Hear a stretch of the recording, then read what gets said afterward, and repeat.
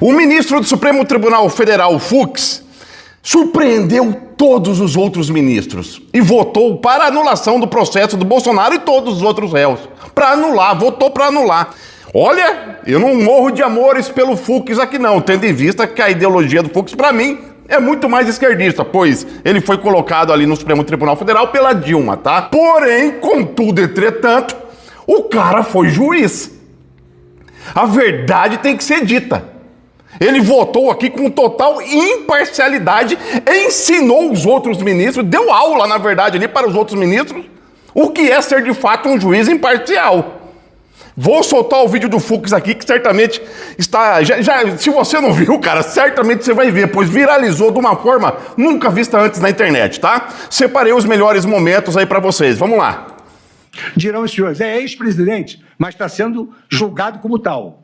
Porque se é ex-presidente, deveria ir para o juízo de primeiro grau. Está sendo julgado como se presidente fosse, essa ação deveria se iniciar no pleno do Supremo Tribunal Federal. Não compete ao Supremo Tribunal Federal realizar um juízo político do que é bom ou ruim, conveniente ou inconveniente, apropriado ou inapropriado. Ninguém pode ser punido simplesmente por ser merecedor de pena de acordo com as nossas convicções morais. De forma das nossas convicções morais, Tem uma mensagem subliminar ali embaixo? Será que tem uma mensagem subliminar ali embaixo? A sã consciência do povo. Porque praticou uma ordinarice ou um fato repugnante. Porque é um canalha. Porque é um patife. Mas só o pode ser punido quando tenha preenchido os requisitos daquela punição descritos no tipo. Agora eu vou ter a falsa modéstia, ministro Alexandre, dizer que eu procurei analisar cada detalhe do seu trabalho muito denso. Olha a cara do ministro. Todas essas páginas. Olha a cara do Alexandre. Deu uma aula, cara. O Fux deu uma aula, velho. Vamos lá. Até para mim, elaborar esse voto foi motivo de extrema dificuldade. Salta aos olhos a quantidade de material probatório envolvido. Já indicava que a Polícia Federal havia apreendido 1.200 equipamentos eletrônicos dos envolvidos, 1.200 equipamentos eletrônicos, e logrado extrair 255 milhões de mensagens de áudio e vídeo. Exatamente nesse contexto que as defesas alegaram cerceamento de defesa, em razão dessa disponibilidade tardia, que apelidei de um tsunami de dados. Eu julgo manifesta a ausência de correspondência entre as condutas narradas na inicial e o tipo penal do artigo 2º, parágrafo 2º da Lei 12.850, o que não permite outro caminho senão o de julgar improcedente a acusação no que tange a imputação do crime de organização criminosa. O que o Fux está dizendo aqui, né? Que as provas contra o Bolsonaro, contra os outros réus, foram despejadas, sei lá, quantos terabytes de informação e a defesa não teve tempo hábil para analisar as acusações. É isso que o Fux está se embasando aqui, tá? Mas vamos lá, próximo vídeo do Fux aí, onde ele vota contra a denúncia da PGR, tá? E descarta crime de organização criminosa por parte dos envolvidos aí. Ausente o caráter indeterminado dos crimes que, em tese, foram planejados pelos réus, afasta-se a configuração do delito de organização criminosa. À luz das premissas teóricas lançadas, no meu voto, antecedentemente, ressoa incontroverso que os fatos, tal como narrados na acusação, não preencheram os elementos do tipo do artigo 2º, combinado com o artigo 1º da Lei 12.850, conforme delimitados em uníssono pela doutrina e pela jurisprudência. Por conseguinte, relativamente à imputação específica do crime de organização criminosa, a improcedência da acusação, no meu modo de ver, é manifesta e se resolve no plano da tipicidade. Vale dizer, não estão presentes as condições necessárias para a classificação da conduta narrada na inicial como organização criminosa. Ele coloca energia nas palavras, velho. Fux é bem claro. Eu fico imaginando a cara dos outros ministros. Parece-me que o Fux pegou um livro chamado Constituição. Parece que ele estava se embasando na Constituição, mas vamos lá, ó. No caso em questão, não há nenhuma prova de que algum dos réus tinha o dever específico de agir para impedir os danos causados pela multidão em 8 de janeiro de 2023. Nesse sentido, a teoria jurídica estabelece que a omissão não se configura apenas pela ausência da ação, mas pela ausência de ação capaz de impedir o resultado do crime. Isso deve ser um dever jurídico específico, não apenas uma obrigação moral genérica.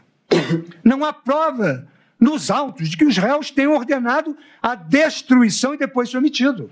Pelo contrário, há evidências de que, assim que a destruição começou, um dos réus tomou medidas para evitar que o edifício do Supremo fosse invadido pelos vândalos. O que eu atestei pela prova dos autos que o réu Anderson Torres assim agiu. Meus irmãos, o Fux, ele ensinou, ele deu aula. E, inclusive, ele usou aqui o caso do Lula como argumento, tá? Que quando o Lula teve o seu processo... O Lula não foi inocentado não, viu, petista burro? O Lula não foi inocentado não, o que teve ali foi o processo anulado. É bem diferente, viu, seu animal? Mas vamos lá, voltando aqui ao raciocínio. O Fux usou até o caso do Lula, que teve o seu processo totalmente anulado. O Supremo Tribunal Federal já anulou um processo por inteiro por incompetência relativa. Máximo quando se trata de incompetência absoluta e inderrogável pela vontade. Tá falando do Lula, do processo do Lula.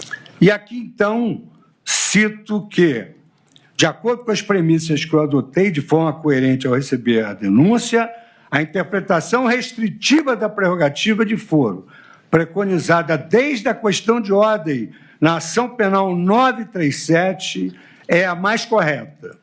E essa visão é que se alinha ao princípio republicano, que veda o tratamento desigual sem justificativa constitucional.